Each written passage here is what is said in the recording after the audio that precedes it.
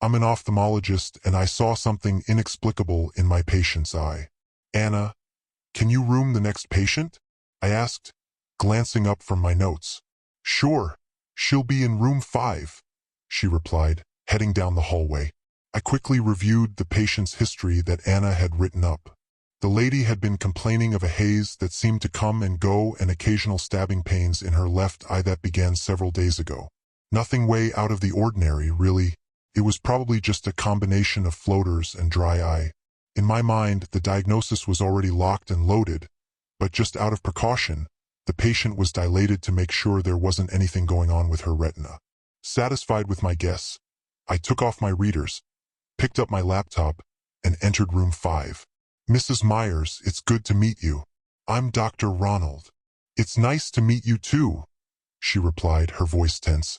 Mrs. Myers was a young lady, her hands clutching her handbag in the exam chair, her eyes hidden behind a pair of sunglasses far too large for her face.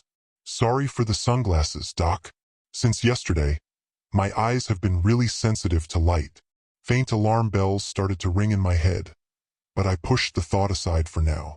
Oh, it's no problem. Why don't you tell me a little more about what's been going on with your eyes? I asked, trying to sound reassuring. Well, it's just my left eye, really. Since Saturday, I feel like my vision's been getting worse, like a fog's been building up, and I get these shooting pains from time to time. It almost feels like someone is poking my eye from the back. I had lunch with a friend on Friday who had similar symptoms at the time. I was wondering if it's a weird form of pink eye or something. Could be. How about let's take those sunglasses off, and we'll get a look at what's going on with your eye. Oh, of course, she said, removing the oversized sunglasses. Under the slit lamp, her eyes seemed normal enough, with the exception of her left eye being somewhat bloodshot. With no clear explanation for her symptoms, I took out my fundus lens and peered into the back of her eye. I had caught no more than a glimpse of her retina before she shrieked and slapped the lens, knocking it rattling onto the floor. But even without that abrupt interruption, I would have dropped the lens in shock. In that brief, horrifying instant, I saw something that defied all logic. Her optic nerve was a pitch-black void, an abyss that seemed to swallow light itself. The optic nerve usually looks like a donut, with a dark orange outer ring surrounding a brighter inner circle. The inside of Mrs. Myers' optic nerve was pitch black. A perfect little black circle, almost like a miniature black hole, had manifested in the back of her eye, absorbing all light passing into it. As my mind spun in a whirlwind of confusion, Mrs. Myers tumbled from her chair, collapsing onto the floor with a shriek that pierced the air. She clutched her hand over her eye, her voice rising in a crescendo of panic. Just then, Anna burst into the room, snapping me out of my stupor. We rushed to her side, dropping to our knees to help Mrs. Myers. She was inconsolable, moaning and rocking back and forth, her distress palpable. "Oh God! Oh God! Oh God!" she wailed, her voice cracking with terror. "There's something moving in my eye." As her screaming reached an unbearable climax, Mrs. Myers suddenly looked up from her prostrated position. Her hand was still cupped firmly over her eye, but now we could see the blood trickling down between her fingers, a crimson stream staining her pale cheek. My heart pounded in my chest as I watched in horror. Something was moving beneath her skin, forcing her fingers apart from the inside. The sight was grotesque, a nightmarish struggle playing out just beneath her flesh.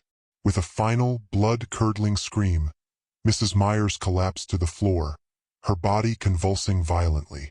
Her arms fell limply to her sides, revealing the true extent of the horror. Jet black, spider-like appendages erupted from her eye, each one glistening with a wet, otherworldly sheen. They waved and writhed, searching for a grip on the slick linoleum tiles. Each movement left behind bloody scratches on Mrs. Myers' face, the lines of red contrasting starkly with her ashen skin. The appendages moved with a life of their own, a ghastly spectacle of wriggling limbs that defied all logic and understanding.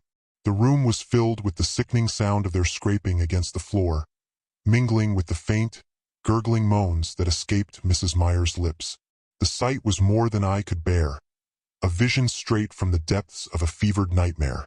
Anna and I immediately fled the room, leaving Mrs. Meyer's twitching body and the ever-growing appendages writhing in a pool of blood on the floor. The next few hours were a disorienting blur. The police arrived, sealing off the clinic. Soon after, men in black suits took over, their presence cold and methodical. Anna and I were separated, each placed in stark, white rooms and interrogated, forced to recount every harrowing detail of what we had witnessed. The questioning was relentless, and it felt as though we were trapped in a loop of terror, reliving the nightmare over and over. Finally, we were released, but only after signing hefty non-disclosure agreements. I'm writing this in the bedroom now. I know I signed the NDA, but somebody needs to know. The idea of returning to work seems impossible. I think I'll take some time off, perhaps go fishing, or finally make a dent in the Netflix watch list I've been building up. But first, I need to take some Tylenol for this shooting headache behind my eyes.